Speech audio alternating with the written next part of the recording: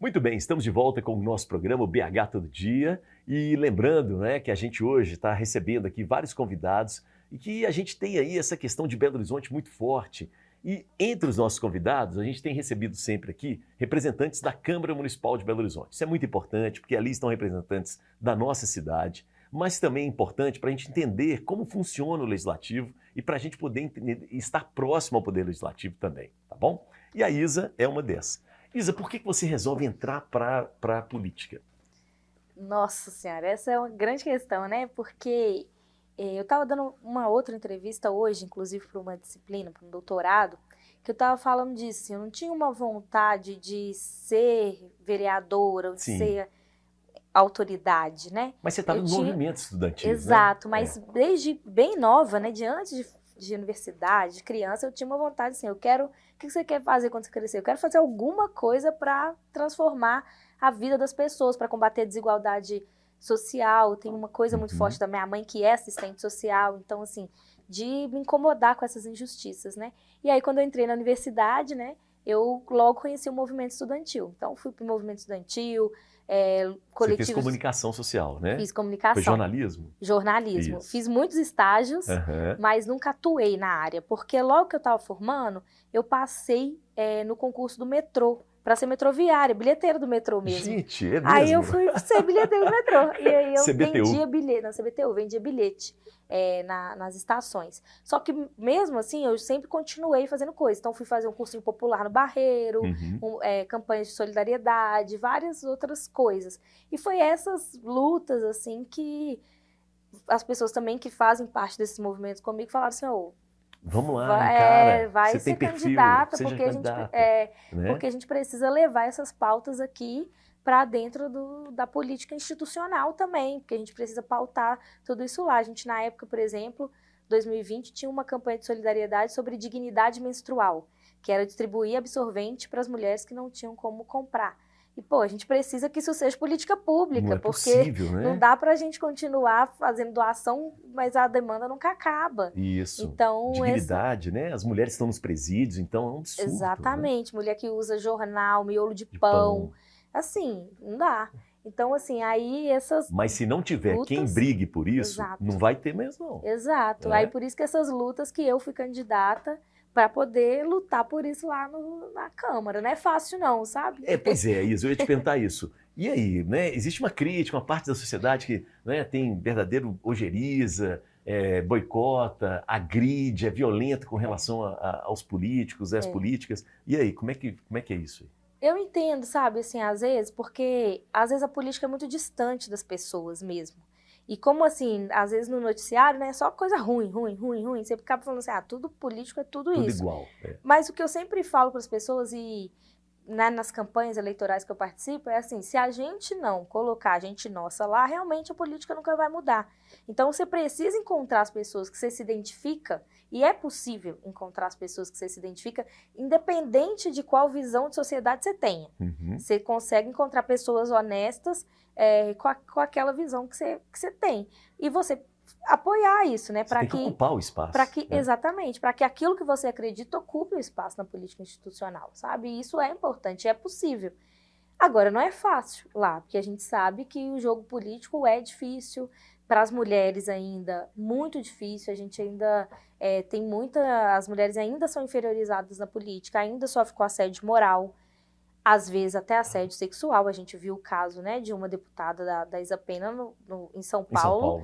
Absurdo, filmado, inclusive. Filmado em plena sessão plenária, sofreu um assédio sexual. Então, assim, a gente ainda sofre diversas violências, né, ameaças. A gente tem várias mulheres, principalmente mulheres negras, sendo ameaçadas no Brasil até agora, né? Março, nós completamos 5 anos do assassinato da Marielle.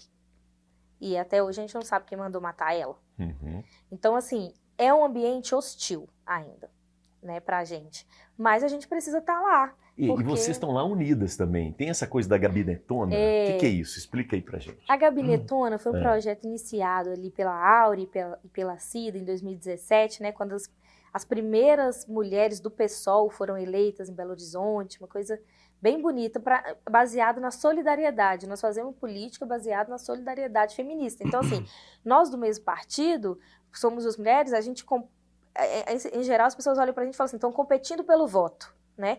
A gente fala assim, não, nós não estamos competindo pelo voto, nós estamos somando forças. Então, esse projeto foi desenvolvendo, passou por várias montanhas russas, até que hoje chegou na Gabinetona BH, que eu construo junto com a Cida Falabella, um mandato compartilhado, no mesmo espaço, fazendo política junto, porque de maneira unitária, né, unida, com solidariedade entre a gente se fortalece para pautar as nossas questões lá. E aí nós estamos aqui falando de cultura, né? Nós estamos lá com a Cida, né, atriz, nossa vereatriz, levando o teatro ali para dentro, e ao mesmo tempo eu chego com hip hop, e a gente vai assim fazendo esse casamento dessas pautas para o nosso povo ir avançando, sabe? Para receber política pública. Boa, muito bom. O meu jovem, ela falou da pandemia, né? Desse problema que a gente teve no meio da pandemia com a questão dos absorventes e tal. E a pandemia mudou muito a nossa vida. E você continua trabalhando com algo que aconteceu na pandemia, que é a transmissão online do teatro. Só reforçando também da Isa, acho legal falar da Cida como artista também, porque inclusive a dramaturgia do Heitor foi escrita pelo Francisco Falabella, também, que é o filho da Cida. Isso, a família Falabella, né? Muito forte, no Brasil inteiro. Sobre a pandemia, eu vou te falar que foi a primeira vez que eu tive medo de nunca mais subir num palco, de nunca mais ter essa troca ator-plateia. E na pandemia, eu cheguei a fazer bolo para vender. Eu fui vender bolo, eu comecei a fazer confeitaria, aprendi sozinho, me virei, aprendi, porque foi um período muito difícil para nós artistas independentes, que não temos CLT, né? Não tem grandes patrocinadores. Que não tem grandes patrocinadores. Então, assim, e antes da pandemia, nós tínhamos acabado de ser aprovados no Fundo Municipal de Cultura. E aí a gente já tinha a verba, mas a gente não podia trabalhar com ela, porque a ideia era... Inclusive, a gente escreveu para o fundo porque o Heitor, que é esse espetáculo, ele foi estreado em 2019, em outubro de 2019, só que foi um processo ensaio aberto ao público para a gente receber... A gente fazia uma roda de conversa no final, a gente recebia os comentários que agregavam ao Heitor, depois eu vou explicar sobre o que é o espetáculo e tal. E aí, assim que a gente estava naquele gasto todo de fazer o projeto acontecer, o primeiro projeto, eu faço teatro tem 10 anos, desde 2012, mais ou menos. E é a primeira vez que eu tenho uma verba para trabalhar. Isso. Porque até então, as produções que eu fazia eram completamente independentes, tirando dinheiro do bolso, contando que a bilheteria iria pagar os gastos, porque tem uma equipe para pagar por trás e tal. Isso, vende o almoço para comprar janta. E pela primeira vez eu tinha aí o apoio, né, da prefeitura, do fundo municipal, para conseguir fazer aquilo que muitos artistas querem, que é produzir o seu espetáculo. E aí veio a pandemia. E aí eu falei, pronto, agora. Era meu momento. Agora que eu ia decolar. Eu falei, não pode acontecer isso comigo. O que eu fiz com o universo? Pesado. E aí veio a pandemia. Aí a gente teve que congelar o projeto e pensar o que a gente vai fazer. Porque começou essa coisa do artista ter que se reinventar para fazer teatro em vídeo. O que, de certa forma, a gente está fazendo agora, até para explicar por que está em forma de vídeo, mas... Eu detesto fazer em forma de vídeo. Eu detesto. Eu não faço nem questão de negar, gente. Porque pra mim o que mais fica do trabalho artístico, o que a gente gosta, o que me movimenta e aquece o meu coração, é estar ali frente a uma plateia e aí ele troca, sabe? Aquele calor, a luz aqui quente, você queimando, mas você tem que fazer uma cena de frio ali. E essa porta que o teatro sempre teve de poder falar de todos os assuntos. Porque o teatro você pode falar de política, você pode falar de diversidade, né? Porque a arte, ela ainda tem essa liberdade de falar de certos assuntos, né? Por isso ela incomoda tanto. Por isso ela incomoda. E por isso que é a última a ser valorizada em tudo, né? Digamos assim. BH, ultimamente, tem tido muitos projetos para arte. Eu tenho ficado muito feliz por essa luta também de ter artistas como Cida, como vocês que estão ali lutando para que, né, a gente tenha cada vez mais espaço na cultura em BH. E descentralizado, né? Não só na região centro-sul. Por exemplo, Barreiro, o Heitor, por exemplo, ele é feito... A gente montou ele no Centro Cultural Urucuia, do Barreiro. Nós estamos com um projeto Decentro agora, é circular nos centros culturais do Barreiro para movimentar esses centros culturais que estão ali, que às vezes não são vistos pela população. Tem muita atividade legal acontecendo ali, inclusive até os duelos estão indo para os centros agora, mas que às vezes a população ainda não sabe que pode, que é acessível, que não tem que pagar, que é acessível a qualquer pessoa. Isso. Porque se criou essa ideia durante um tempo de que o teatro era só para quem tinha dinheiro, só para quem... Elitizado. Né? Elitizado. Então, assim... Na pandemia foi muito difícil, e aí a gente falou, o que a gente pode fazer? Então nós resolvemos adaptar o Heitor para o formato de vídeo, que foi o que aconteceu agora, mesmo contra, assim, não é o que a gente queria de que é realmente ele com o público, Claro. mas foi o que o momento pediu, né? Foi a forma de se reinventar. Então a gente foi para esse formato de vídeo da pandemia foi quase assim, olha, Não tem outro jeito, não tem é outro isso jeito. mesmo. E aí tem prazo, você tem que entregar o projeto, né, no prazo certo e tal. Então foi devido a isso que a gente resolveu fazer no formato vídeo. Todos os perrengues. Mas o formato vídeo também te leva em lugares que você não iria, não é? Sim, tem essa possibilidade vantagem de outras pessoas, de outras cidades, estados acessarem isso, até países, né? Isso. Também. Para inclusive você propor, olha, vou lá, né? Porque é aquilo que a Lucy estava falando, quem assiste às vezes no vídeo, né, na internet, quer aquele espetáculo aqui. Quando é que vai chegar aqui? E eu acho que o público hoje em dia, não sei, Lucy, assim, se você também pode fazer isso quanto artista, né? Eu acho que a gente pode notar isso. O público se adaptou a esse formato online. Por mais que tenha muita gente hoje em dia querendo ir ao teatro, né, ver, a campanha foi um sucesso agora, de popularização, né, com plateias cheias.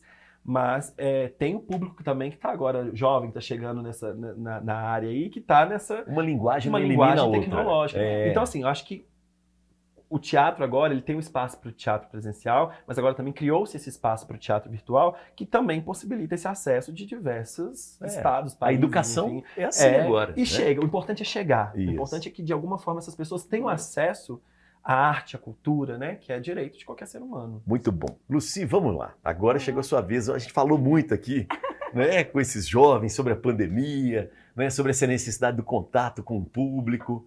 Dercy não tinha medo do público, né? Não, de jeito nenhum. Eu só quero.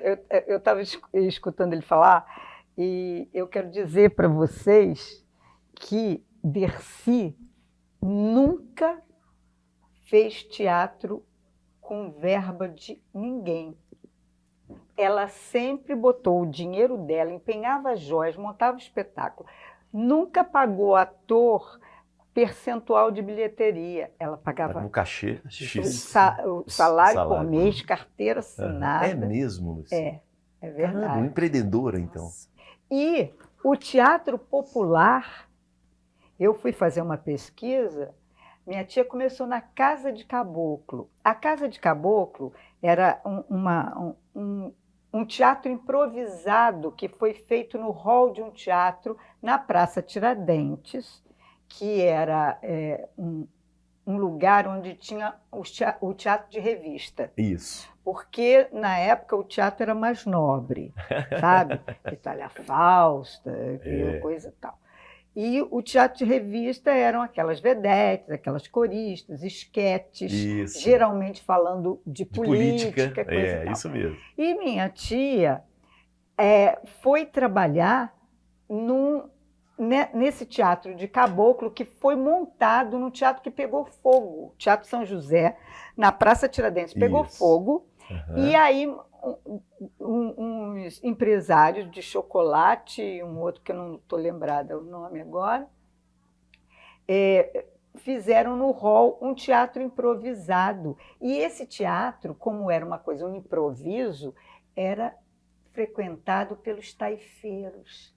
Porque tinha uma entrada que eles podiam pagar. Então, ela foi uma formadora de plateia desde o seu primeiro, de plateia popular.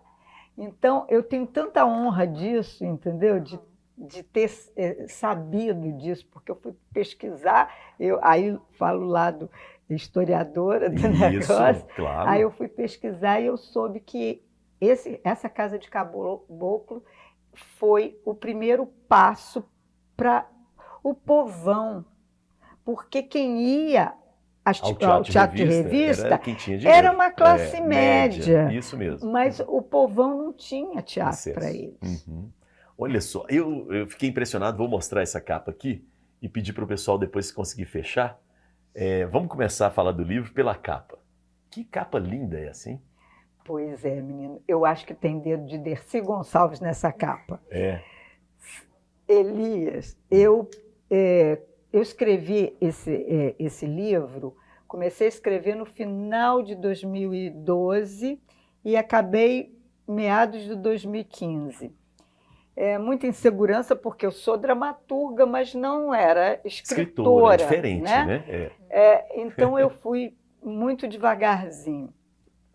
Aí eu vi uma uma foto na internet de uma Nossa Senhora feita de vários pedacinhos, por várias fotinhas de Nossa Senhora, de todas as Nossas Senhoras. Nossa Senhora de Lourdes, não sei o que, era de Maria. E eu achei aquilo muito interessante. Depois, na época da pandemia, eu vi uma enfermeira formada por isso. Eu disse assim, eu queria ideia muito. Genial, hein? Eu queria muito fazer a capa com várias. O rosto da minha tia com várias Dercis, de várias épocas. Eu, quando falei isso com a editora, ela disse assim: Lucy, eu conheço um artista plástico que ele trabalha com retalhos de coisas, sabe, ele aproveita retalhos de um desenho, uma coisa, e monta um retrato. Mas ele é muito bancado. O Anderson Tives tem a obra dele, Madonna tem obra dele. Isso. E ele tem exposição na Galeria de Nova York. Eu fiquei muito assim de dizer, olha, eu quero isso. Eu digo, deixa que ele faça. E você sabe que ele, um rapaz novo, não conheceu Dercy. Aí ele começou a pesquisar muito, fotos, isso, aquilo outro. E ele me disse isso, Lucy, aí teve um dia que não vinha nada na minha cabeça. Eu disse, Dercy, pelo amor de Deus, me ajuda. Me ajuda, desce aqui. E aí ele começou a pesquisar fotos dela e fez do jeito que eu sonhei. Eu digo, tem dedo de titia aí. Exatamente, que barato, entendeu? Que ótimo. E olha, eu fiquei muito feliz. Eu chorei tanto quando me foi mostrada essa capa. É a cara dela, é a cara dela. Muito bacana. E o livro? São suas memórias com a Dercy? Como é que é isso? Não são só minhas memórias com a minha tia. Existem causos que ela mesma me contou, eu não participei. Outros eu participei. Outros, minha avó, meu pai, eu fiquei sabendo. Quando minha tia fez a biografia, que a Maria Adelaide que fez, a gente se amava, mas a gente brigava que nem cão e gato. Por quê? Entre tapas e beijos. Porque eu, talvez por ser tão fã, eu tenho um gênio meio parecido com ela. Herdado não é roubado. Né? Então, a gente estava brigado na época. E a Maria Adelaide até ligou me pedindo um feedback, alguma coisa. Eu disse, não sei muita coisa, sabe, não dei. Desconversou. E quando eu li, né, quando a gente já fez as pazes, eu comprei o livro no dia da noite de autógrafo no Rio, eu comprei, entrei na fila e cheguei lá.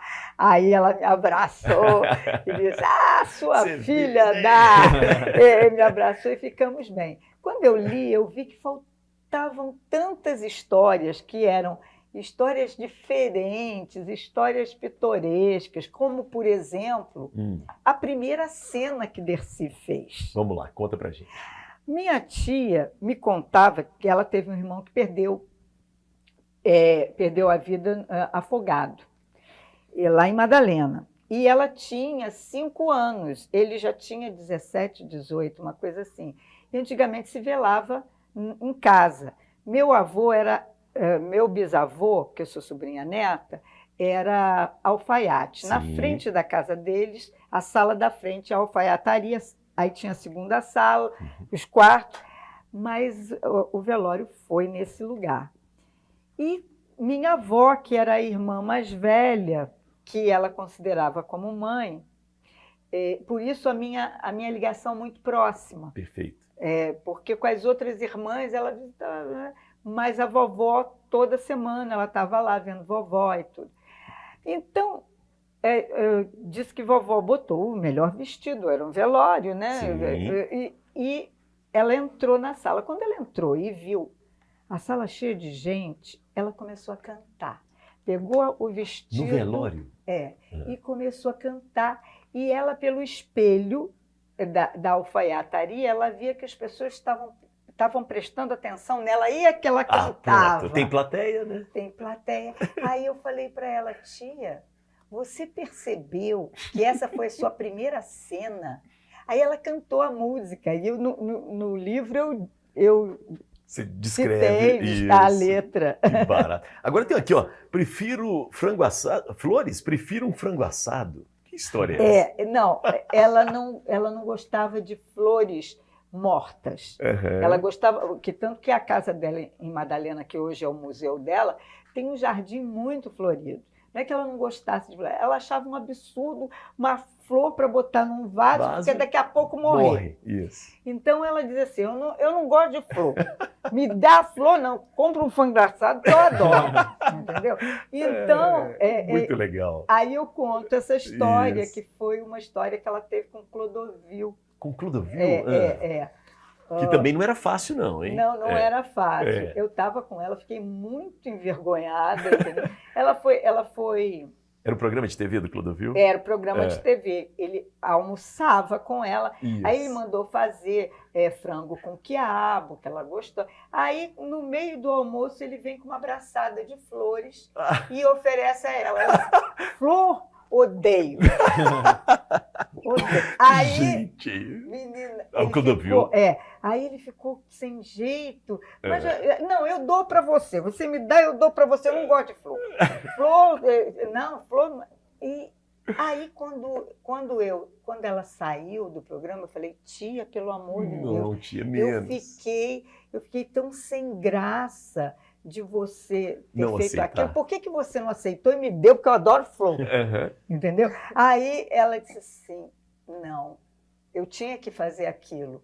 Porque o Clodovil, ele pesquisou o tipo de comida que eu gosto. Eu digo para todo mundo que eu não gosto de flor. Ele vai me dar, se eu pegasse, ele podia dizer, por que você está aceitando? Você diz que não gosta de flor? A mulher já pensava inteligente, né? à frente. Ela era muito legal. E personalidade forte, né? Essa com o Clodovil é ótima, hein? E falando de frango com quiabo, parece que vai gostar de comida mineira, viu? Quando vem aqui, lá na Tia Lucinha, estou fazendo o maior jabá, né? Que barato, legal demais. Segura aí, a gente vai para o intervalo e daqui a pouco a gente volta. E aí é o último bloco do nosso programa. E aí nós vamos entrar um pouco nessa questão, por exemplo, né? Será que Dercy Gonçalves, nos dias de hoje, será que ela ainda seria uma pessoa à frente do seu tempo? E essa pergunta eu quero fazer para a Isa, já já. Intervalo, a gente volta em instantes. Valeu!